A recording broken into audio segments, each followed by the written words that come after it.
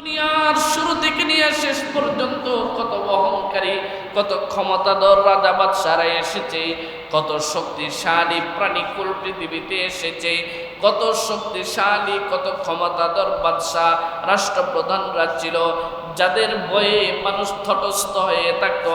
আল্লাহ বলবেন লিমানিল মুলকুল ইয়াউম, দুনিয়াতে বহু রাজত্ব করেছো, দুনিয়াতে বহু শাসন করেছো, লিমানিল মুলকুল ইয়াউম, বলো দেখি আজকের দিনের রাজত্ব কার, বলো দেখি আজকের দিনের রাজত্ব কার। কেউ কোনো কথা বলবে না, ফেরেশতারা কোনো কথা বলবে না, জিন ইনসান কেউ কোনো কথা বলবে না, সবাই ভয়ে থরথর হয়ে কাঁপবে, কেউ কোনো কথা বলবে না। আল্লাহ নিজেই উত্তর দিবেন লিল্লাহিল ওয়াহিদিল কাহ্হার, আজকের দিনের রাজত্ব অন্য কারো না, লিল্লাহিল ওয়াহিদিল কাহ্হার, একমাত্র একক পরাক্রমশালী আল্লাহ তাআলারই হচ্ছে আজকের রাজত্ব। আজকে কেউ কোনো রাজত্ব করতে পারবে না, কেউ কোনো ক্ষমতা দেখাতে পারবে না, আজকে কেউ কারো ভয়ে থাকবে না। আজকে শুধুমাত্র কেবলমাত্র আল্লাহ হচ্ছেন রাজা, আল্লাহ হচ্ছেন বাদশাহ, আল্লাহ হচ্ছেন বিচারক। দুনিয়ার কেউ আজকে বিচারক হবে না।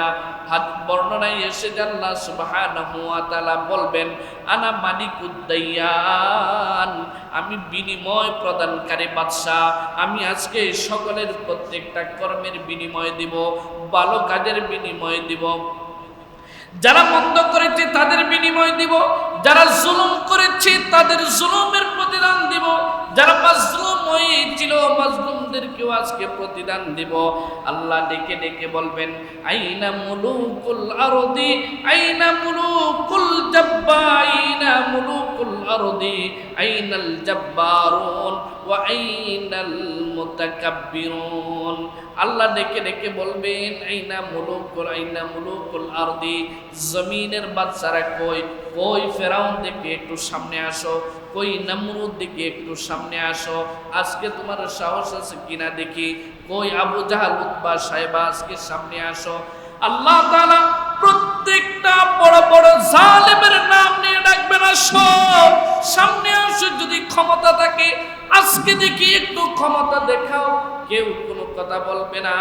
আল্লাহ বলবেন আইনাল জাব্বারুন, পরাক্রমশালী রাজা বাদশারা কোথায় আজকে দেখো, আইনাল মুতাকাব্বিরুন, সব আপনার অহংকারী বাদশারা রাজারা কোথায় আজকে আসো দেখি।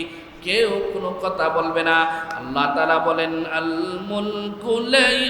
মুলকু ইয়াউমা ইযিনিল হাক্কু লিররহমান, সেদিন সত্যিকারের রাজত্ব হবে কার? সেদিন সত্যিকারের রাজত্ব হবে আল্লাহ। আল মুলকু, রাজত্ব হবে, ইয়াউমা ইযিন, সেদিন, আল হক, সত্যিকারের রাজত্ব হবে, লির রহমান, আল্লাহ। কেউ কোনো কথা বলবে না, কেউ কোনো কথা বলতে পারবে না। এরপরে আল্লাহ তাআলা বলছেন ওয়াকানা ইয়াওমান আলাল কাফিরিন, সেদিন কাফেরদের জন্য সেই দিনটা হবে আসিরা, আরো কঠিন হবে, ভয়াবহ হবে কাফেরদের জন্য। কোরআন হাকিমের অন্য জায়গায় আল্লাহ তাআলা বলছেন ফাযালিকা ইয়াউমাইযিন ইয়াউমুন আসির, সেই দিন হবে কাফেরদের জন্য অনেক কঠিন, আলাল কাফিরিনা গায়রু ইয়াসির, কাফেরদের জন্য সহজ হবে না, কাফেরদের জন্য হাসরের দিন হবে, গুনাহগারদের জন্য হাসরের দিন হবে অনেক কঠিন। যেদিন আকাশ বিদীর্ণ হয়ে যাবে, বিল গামাম, মেঘমালা সহ, ওয়ানুজ্জিলাল মালাইকাতু তানজিলা, এবং ফেরেশতাদেরকে অবতীর্ণ করা হবে তানজিলা, লাগাতার দলে দলে। আল মুলকু ইয়াউমা ইযিনিল হাক্কু লিররহমান, সেদিন সত্যিকারের রাজত্ব হবে আল্লাহর জন্য, রহমানের জন্য। ওয়া কানা ইয়াউমান আলাল কাফিরিনা আসীরা, সেদিনটি হবে কাফেরদের জন্য অনেক কঠিন, ভয়াবহ। এই হচ্ছে দুটি আয়াতের অনুবাদ। আল্লাহ তাআলা বলছেন ওয়ায়াউমা তাশাক্কাকুস সামা, যেদিন আকাশ বিদীর্ণ হবে, ফেটে যাবে, ভেঙে যাবে, বিল গমাম, মেঘমালা সহ।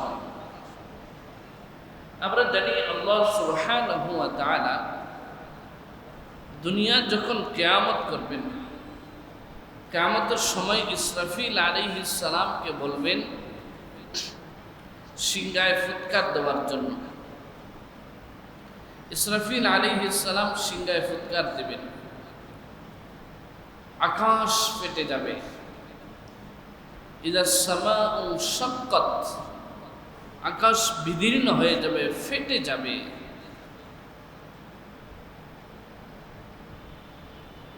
ইযা শামসু কুবিরাত ওয়া ইযা নুজুমু কাদারাত, আকাশ ফেটে যাবে, বিদীর্ণ হয়ে যাবে।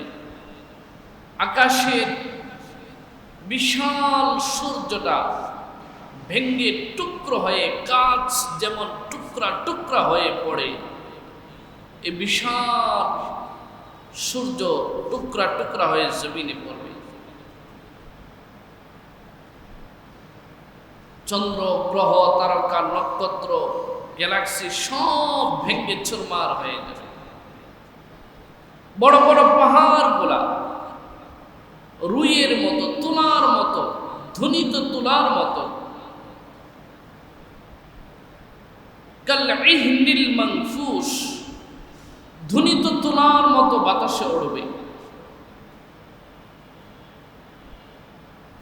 ওয়া তাকুনুল জিবালু কাল-ইহনিল মানফুস, পাহাড় তুলার মতো, রুইয়ের মতো উড়বে। মানুষ পঙ্গপালের মতো ছুটবে। এ হচ্ছে একটা অবস্থা। আল্লাহ তাআলা ইসরাফিল আলাইহিস সালামকে যখন সিংহায় ফুৎকার দিতে বলবেন, প্রথম ফুৎকারের সাথে সাথে পুরো পৃথিবী তছনছ হয়ে যাবে, ভেঙে যাবে। পৃথিবীতে প্রচণ্ড আকারে ভূমিকম্প হবে, যে ভূমিকম্প পৃথিবীর ইতিহাসে কোনো সময় হয় নাই। এমন বড় ভূমিকম্প হবে যে ভূমিকম্পের কল্পনা, যে ভূমিকম্পের মাত্রা, যে ভূমিকম্পের পরিমাপ কোনোদিন কোনো মানুষ করতে পারবে না। এখানে আল্লাহ তাআলা বলছেন ওয়ায়াউমা তাশাক্কাকুস সামাউ বিল গমাম, যেদিন আকাশ বিদীর্ণ হবে মেঘমালা সহ। এই দিনটা হচ্ছে হাসরের দিন, কিয়ামতের দিন, বিচারের দিনের, বিচারের আগের অবস্থা। আল্লাহ তাআলা ইসরাফিলকে নির্দেশ দিবেন আবার ফুৎকার দেওয়ার জন্য। ইসরাফিল আলাইহিস সালাম দ্বিতীয়বার ফুৎকার দিবেন। সমস্ত মানুষ কবর থেকে উঠে পঙ্গপালের মতো হাসরের মাঠে গিয়ে উপস্থিত হবে। সমস্ত মানুষ হাসরের মাঠে উপস্থিত হবে।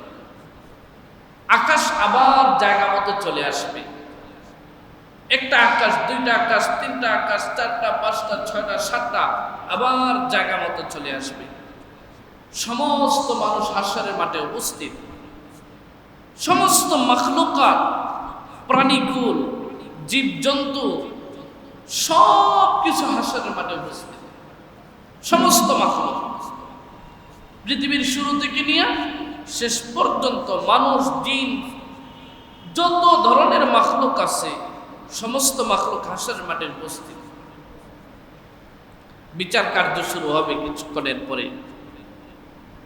আল্লাহ বলেন ইসরাফিল আলাইহিস সালাম সিংহায় ফুৎকার দেবেন, আকাশ ফেটে যাবে, আকাশ ফেটে যাবে। আকাশ ফেটে যাওয়ার পরে ওয়ানুজ্জিলাল মালাইকাতু তানজিলা, ফেরেশতাদেরকে দলে দলে প্রেরণ করা হবে, নাজিল করা হবে, অবতীর্ণ করা হবে। তাফসীর ইবনে কাসির আব্দুল্লাহ ইবনে আব্বাস রাদিয়াল্লাহু আনহু থেকে এসেছে, ওই হাসরের মাঠে সমস্ত মানুষ, সমস্ত জিন, সমস্ত জীবজন্তু, সমস্ত মাখলুকাত উপস্থিত হবে। আল্লাহ সুবহানাহু ওয়া তাআলা ইসরাফিলকে নির্দেশ দিবেন, ইসরাফিল সিংহা ফুৎকর দিবে, প্রথম আসমান ফেটে যাবে, বিদীর্ণ হয়ে যাবে।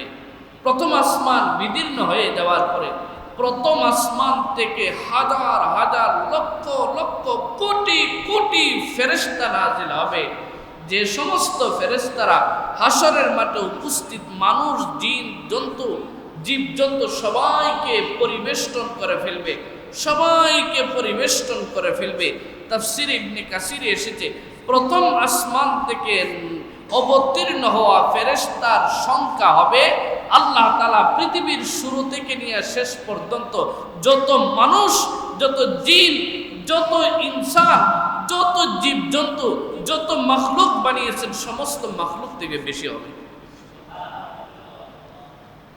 কোন আসমান থেকে আসছে?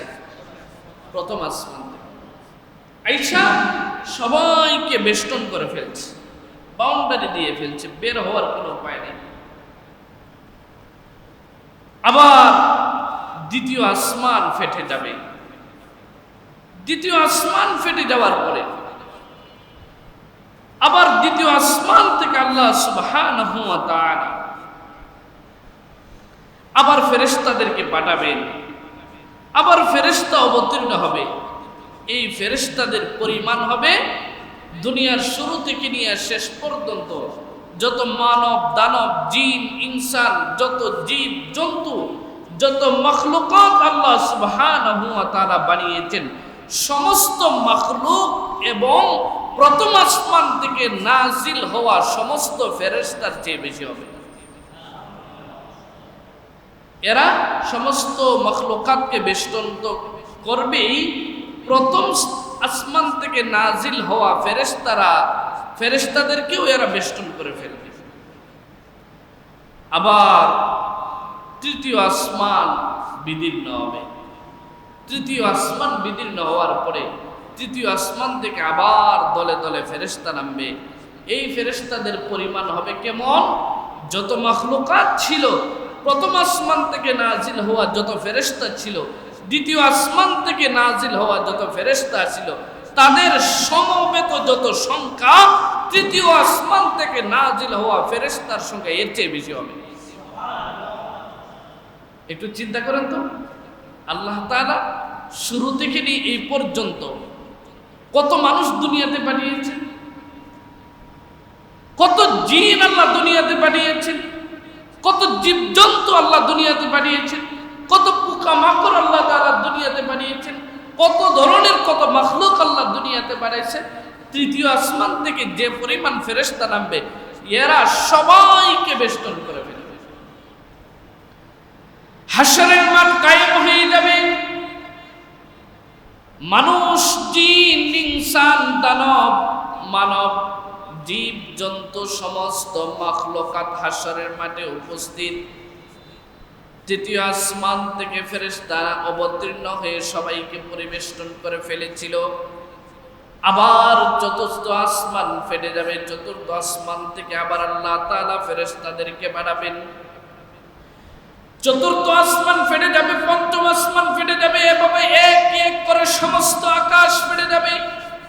প্রতিটা আকাশ থেকে আল্লাহ সুবহানাহু ওয়া তাআলা এমন পরিমাণ ফেরেশতা নাজিল করবেন, সমস্ত মাখলুককে পরিবেষ্টন করেছিল প্রথম আসমানের ফেরেশতা, তাদেরকে পরিবেষ্টন করেছিল দ্বিতীয় আকাশের ফেরেশতা, তাদেরকে বেষ্টন করেছিল দ্বিতীয় আকাশের ফেরেশতা।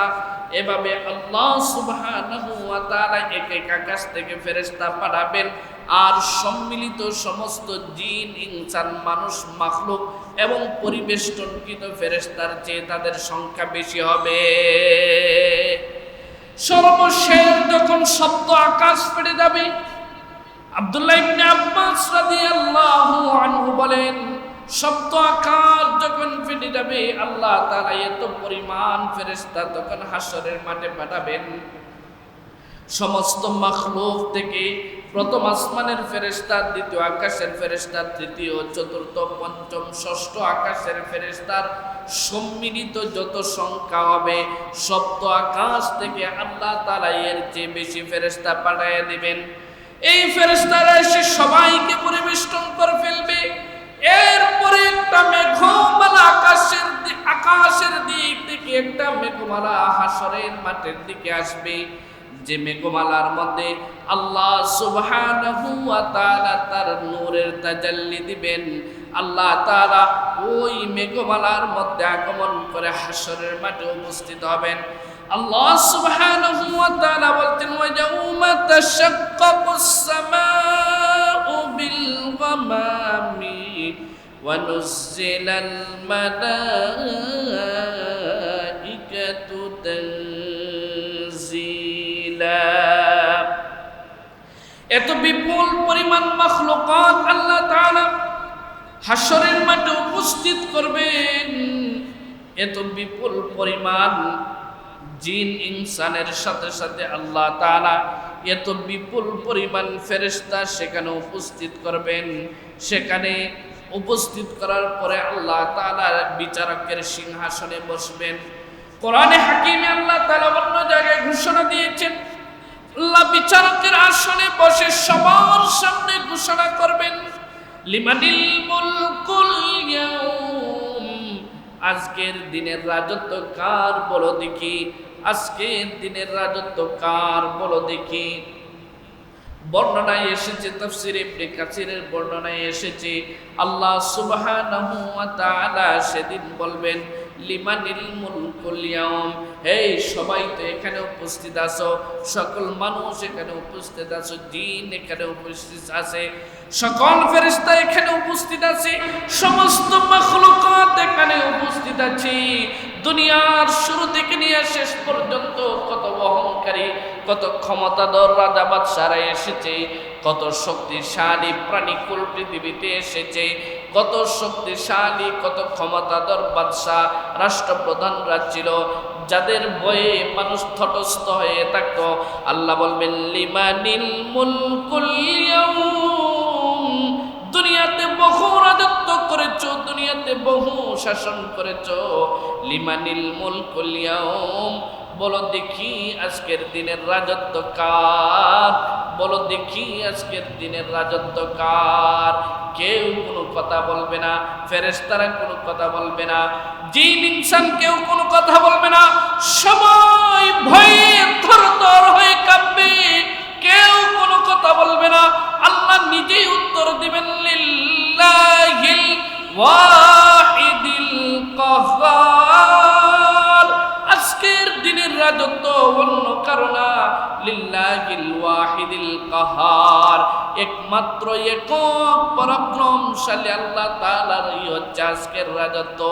আজকে কেউ কোনো রাজত্ব করতে পারবে না, কেউ কোনো ক্ষমতা দেখাতে পারবে না, আজকে কেউ কারো ভয়ে থাকবে না। আজকে শুধুমাত্র কেবলমাত্র আল্লাহ হচ্ছেন রাজা, আল্লাহ হচ্ছেন বাদশাহ, আল্লাহ হচ্ছেন বিচারক। দুনিয়ার কেউ আজকে বিচারক হবে না।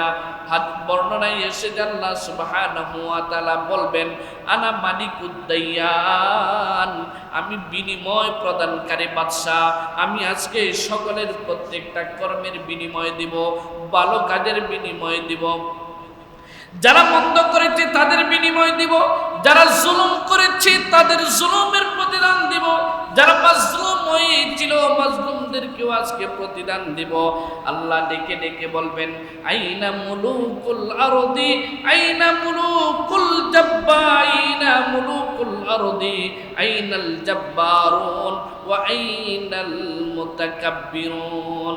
আল্লাহ ডেকে ডেকে বলবেন, আইনা মুলুকুল আরদি, জমিনের বাদশারা কই, কই ফেরাউন দিকে একটু সামনে আসো, কই নমরুদ দিকে একটু সামনে আসো, আজকে তোমার সাহস আছে কিনা দেখি, কই আবু জাহাল উতবা সাহেবা আজকে সামনে আসো।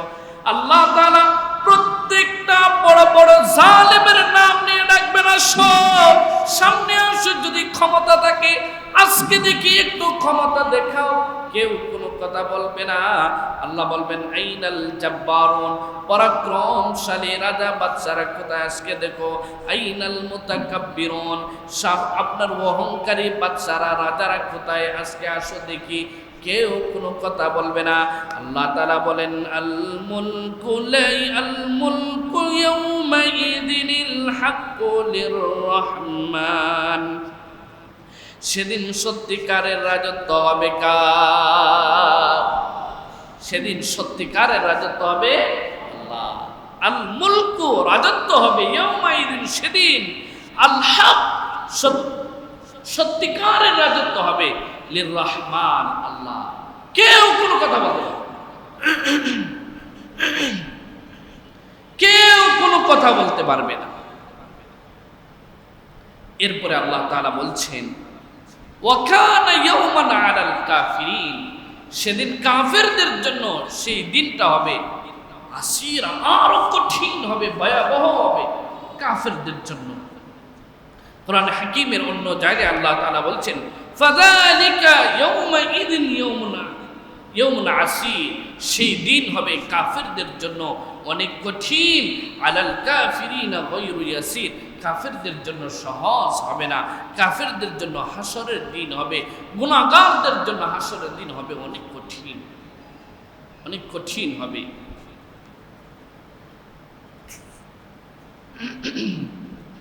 আল্লাহ সুবহানাহু ওয়া তাআলা বলছেন সেদিন হবে কাফেরদের জন্য অনেক কঠিন।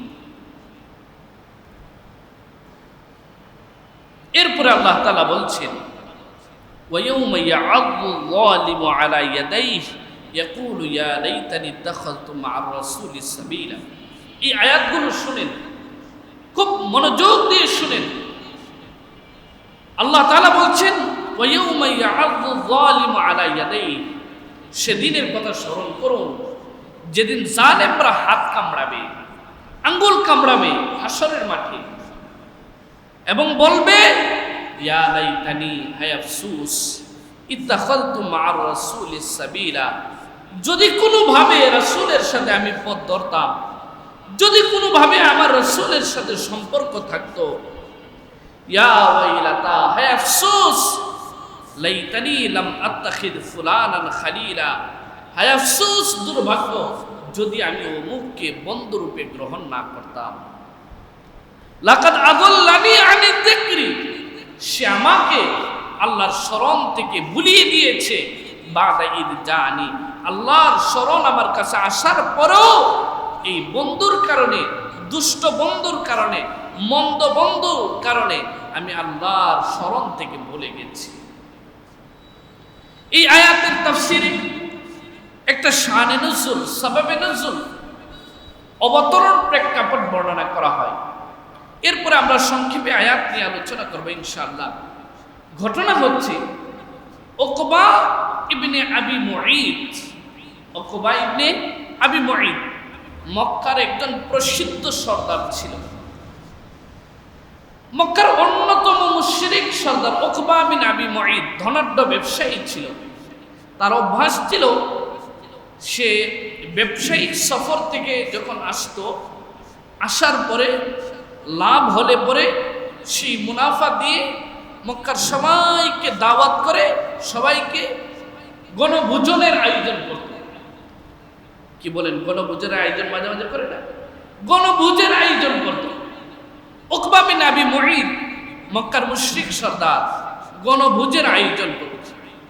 একবার এরকম একটা বড় আকারের একটা গণভোজের আয়োজন করলো।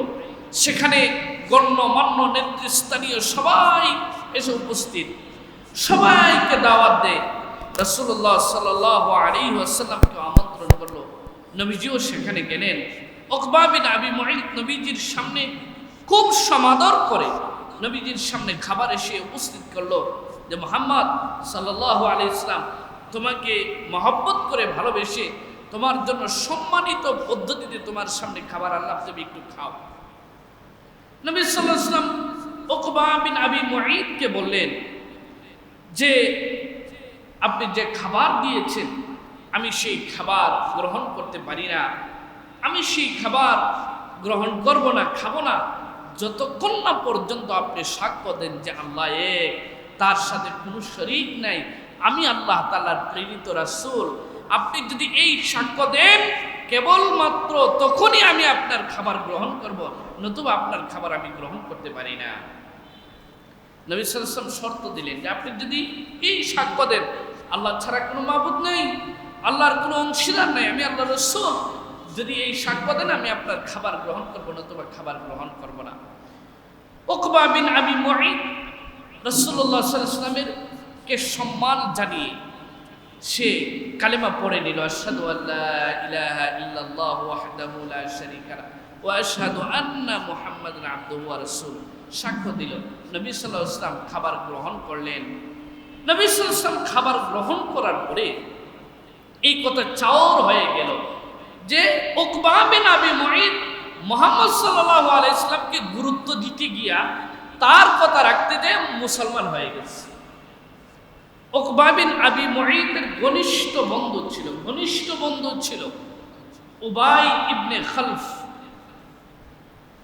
উবাই ইবনে খালফ ছিল উকবা বিন আবি মুঈতের ঘনিষ্ঠ বন্ধু। সে যখন শুনল যে উকবা ইবনে আবি মুঈত মুসলমান হয়ে গেছে, উবাই উকবার কাছে যেয়ে বলল শুনলাম তুমি নাকি মুহাম্মদের কথা রাখতে যায়া তার শর্ত মানতে যায়া তুমি মুসলমান হয়ে গেছো, তুমি নাকি কালেমা শাহাদাত কবুল করে ফেলেছো, তুমি কেন এটা করলে? উকবা বিন আবি মুঈত বলল যে দেখো বন্ধু, মুহাম্মদ সে একটা সম্মানিত বংশের ছেলে, তার একটা মর্যাদা আছে, সম্মান আছে। আমার বাড়িতে মেহমান হিসেবে এসেছিল, আমি তাকে নিমন্ত্রণ করে নিয়ে এসেছি। সে যখন আমার খাবার খাচ্ছিল না, আমাকে যখন এই সাক্ষ্য দিতে বলেছে, তখন আমি তার কথা রাখতে যায়া তার সম্মানার্থে আমি কালেমা পড়ে নিয়েছি। উবাই বলল তাহলে তোমাকে এখন এই কালেমা অস্বীকার করতে হবে। উকবা বিন আবি মুঈত বলল আমি অস্বীকার করে ফেললাম। উবাই বলল না, শুধুমাত্র অস্বীকার করলেই হবে না, তুমি মুহাম্মদকে সম্মান দিয়েছো, মুহাম্মদকে গুরুত্ব দিয়েছো। যতক্ষণ না মুহাম্মদকে অপমানিত না করবে তত সময় পর্যন্ত তোমার কাজের প্রায়শ্চিত্ত হবে না। শুধু ওই কথা প্রত্যাখ্যান করলেই তোমার কাজের প্রায়শ্চিত্ত হবে না। যত সময় পর্যন্ত মুহাম্মদকে তুমি সম্মান দিয়েছো, এই সম্মানের বিপরীতে যদি তাকে অপমান না করো তাহলে তোমার প্রায়শ্চিত্ত হবে না। কি করতে হবে? মুহাম্মদের কাছে যাইয়া মুহাম্মদের মুখে তোমাকে থুতু দিয়ে আসতে হবে। জোরে বলেন নাউজুবিল্লাহ। ঘনিষ্ঠ বন্ধু বলেছে, রাসূলকে সম্মান করেছিল, ঈমান এনে ফেলেছিল, কিন্তু ঘনিষ্ঠ বন্ধুর কারণে, দুষ্ট বন্ধুর কারণে সে রাসূলের কাছে গেল, রাসূলের শানে এত বড় বেয়াদবি করলো।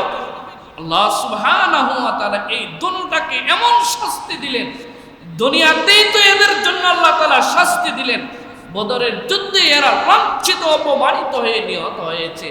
আর আখিরাতে এদের ব্যাপারে আল্লাহ তাআলা বলছেন যে আখিরাতে এরা বলবে হায় আফসোস, যদি রাসূলের সাথে কোনোভাবে আমাদের সম্পর্ক হয়ে যেত। উবাই বিন খালফের কথা মতো উকবা বিন আবি মুঈত যে রাসূলের সাথে এমন দৃষ্টতা করেছে, রাসূলকে অপমানিত করেছে, সে বলবে যে আমার কাছে হায় আফসোস, আমি কেন অমুককে বন্ধুরূপে গ্রহণ করেছিলাম, যার কারণে আমি এত বড় ক্ষতির সম্মুখীন হয়েছি।